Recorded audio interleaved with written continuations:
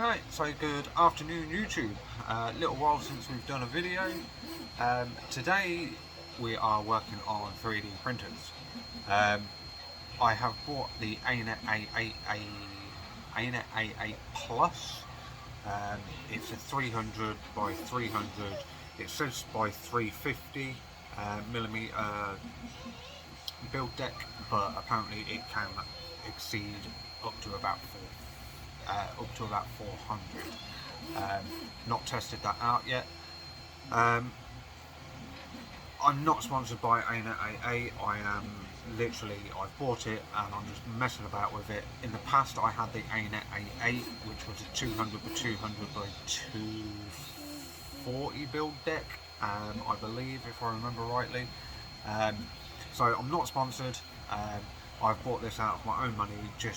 I liked my 3D printer back in the day, so I decided that I wanted something a little bit bigger, a little bit better than I had before. I know the Anet A8, so I thought I'd just go with the Anet A8 Plus. It's been nothing but hassle ever since buying it. It come partially built. 3 parts were broken straight out of the box. Got it all set up ish. Started messing about with it, trying to get the bed level, trying to get everything ready to go, and another part broke. Literally wasn't even put filament in, hadn't run a test run, no nothing, literally just trying to level the bed. It moved, broke one of the parts. Their 3D printed parts that they supply with the printers are not good at all. They have got so many problems and so many issues. I have messaged and all I've got is basically a set of new parts coming out, which I'm not happy about, because if they're the same build quality as what was supplied with the printer, then I'm going to have the same issue.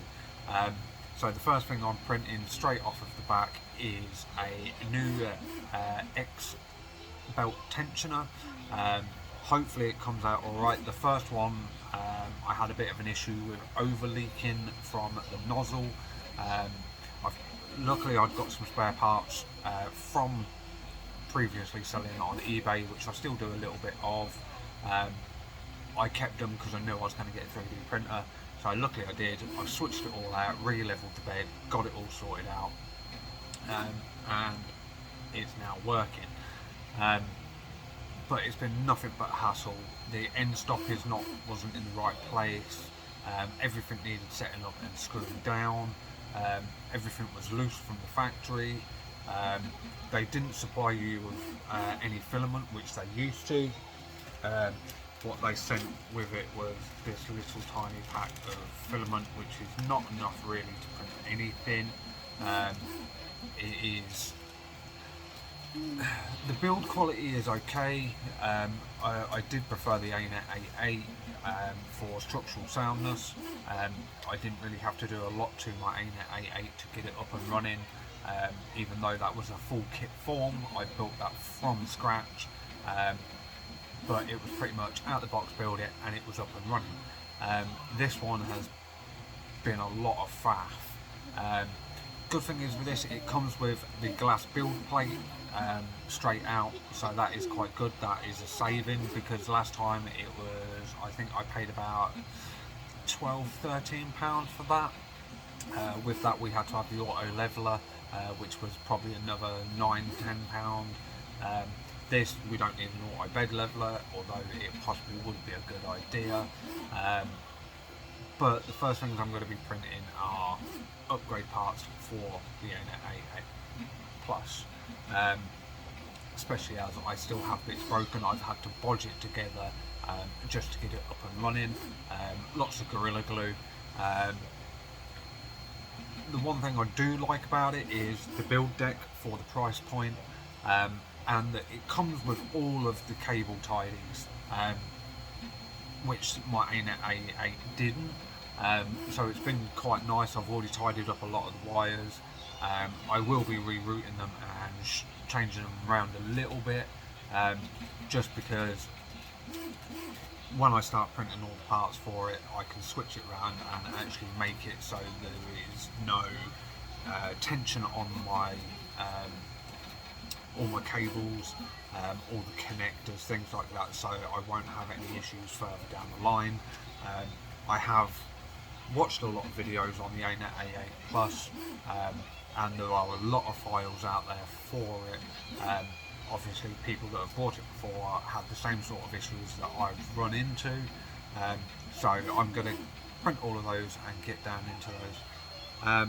Obviously inside the edge of the video I have got some hyperspeed laps of some of the build that I'm doing now.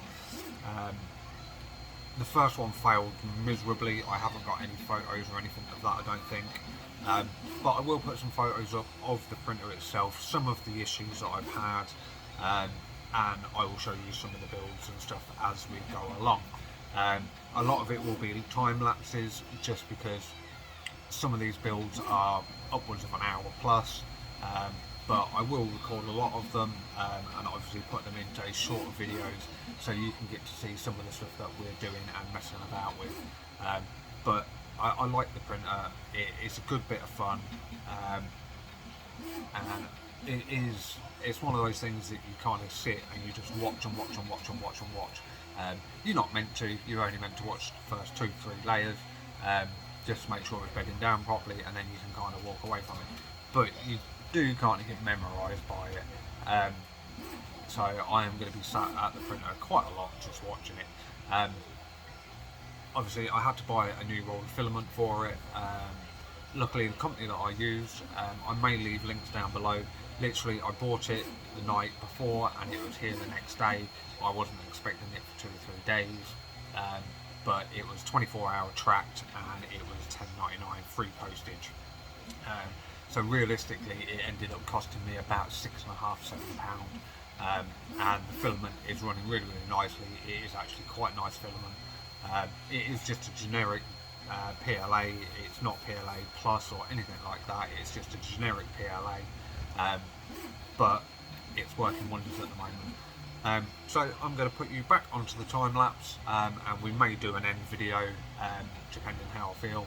But 3D printing, 5D sequin art, that is kind of what we're all going to be about, which is all good bit of fun. We'll see you in the time lapse.